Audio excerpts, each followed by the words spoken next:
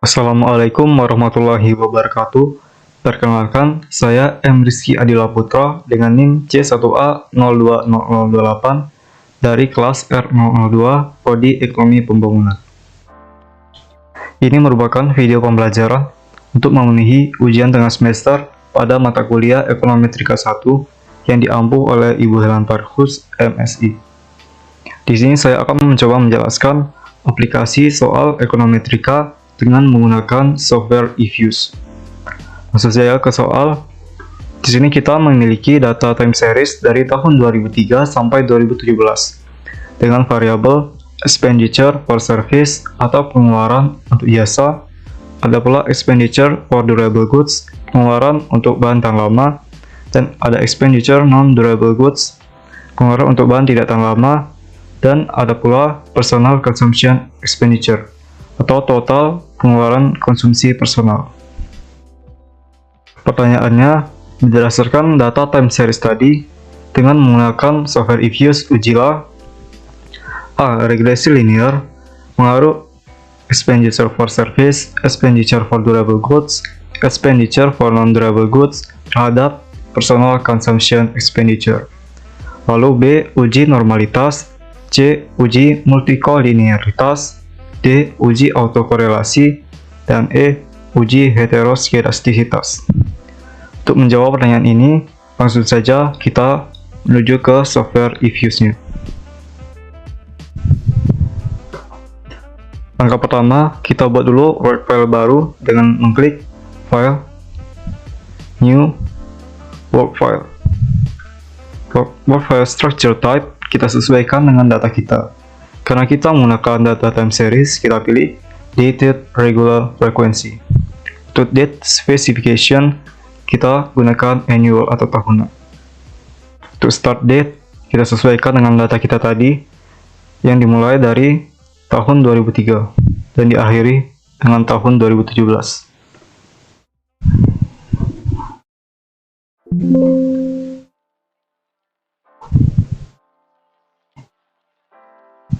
Untuk work file name, opsional bisa diisi atau tidak. Kali ini saya akan men-skipnya saja, langsung saja kita OK. Langkah selanjutnya, kita input data time series tadi dari Excel menuju ke eFuse. Dapat dilakukan dengan cara pada jendela command kita ketikkan data. Lalu tinggal kita copy pastekan saja dari Excel menuju eFuse.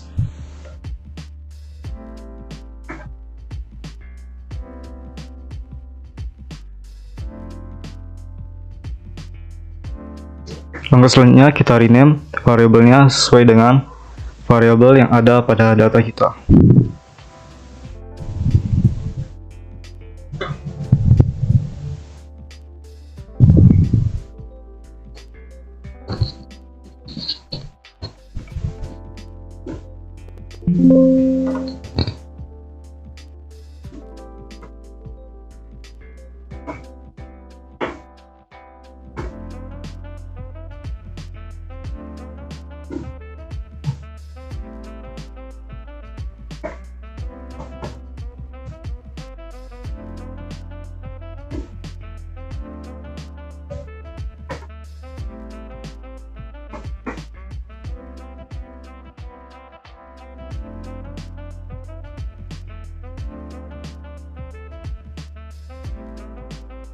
Lalu, untuk menganalisis uji regresinya, kita klik menu Quick,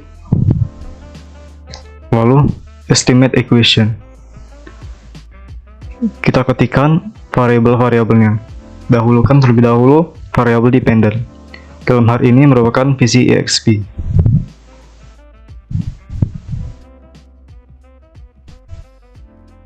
Pisahkan antara variabel dependent dengan variabel independent dengan notasi huruf C kecil. Lalu kita tinggal masukkan sisanya variabel independent.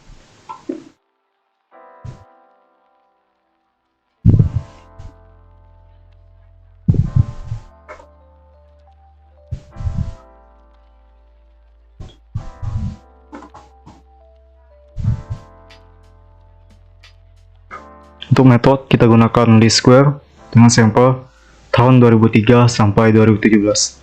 Langsung saja kita klik OK. Ini merupakan hasil dari regresinya. Kita simpan terlebih dahulu. Untuk soal berikutnya, kita akan melakukan uji normalitas yang dapat dilakukan dengan cara kita klik menu view, lalu kita klik residual diagnostic, lalu klik histogram normality test. Maka akan muncul hasil dari uji normalitas. Kita simpan lagi. Selanjutnya, kita akan melakukan uji multikolinearitas. Dapat kita lakukan dengan klik view, coefficient diagnostic, lalu kita klik variance inflation factors. Ini merupakan hasil dari uji multikolinearitas. Kita simpan lagi. Selanjutnya, kita akan melakukan uji autokorelasi. Dapat dilakukan dengan cara kita klik menu view, residual diagnostic, lalu klik serial correlation LM test.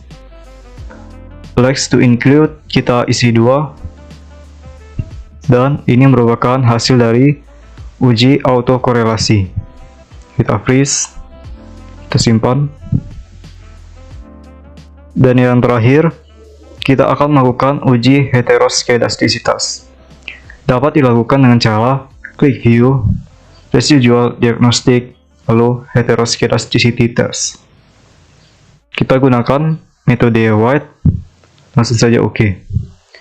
Dan ini merupakan hasil dari uji heteroskedastisitas.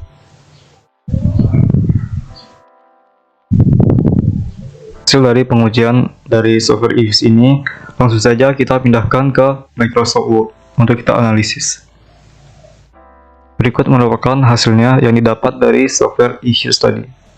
Untuk menjawab pertanyaan A, regresi linear. Jika output probability variable independent lebih kecil daripada 0,05 atau error term, maka signifikan terhadap variable dependent. Hal ini ditunjukkan dengan prop dari variable expenditure for service, lalu ada juga variable expenditure for non-durable goods yang ternyata signifikan terhadap variable dependent personal consumption expenditure. Lalu sebaliknya, apabila output dari probability variable independent lebih besar daripada 0,05 atau error term, maka tidak signifikan terhadap variable dependent, yang ditunjukkan dengan variable konstanta dan variable expenditure for durable goods yang ternyata tidak signifikan terhadap variable dependent personal consumption expenditure. Untuk uji F atau uji kecocokan model menghasilkan angka 2,829940, di mana probability tersebut lebih besar dari 0,05, yang berarti model terbentuk cocok. Lalu untuk nilai koefisien korelasi dinyatakan dalam baris R² dengan angka 0,997035, yang berarti bahwa variabel independen berpengaruh terhadap variabel dependennya sebesar 99%, sementara sisanya 1% dipengaruhi oleh faktor lain.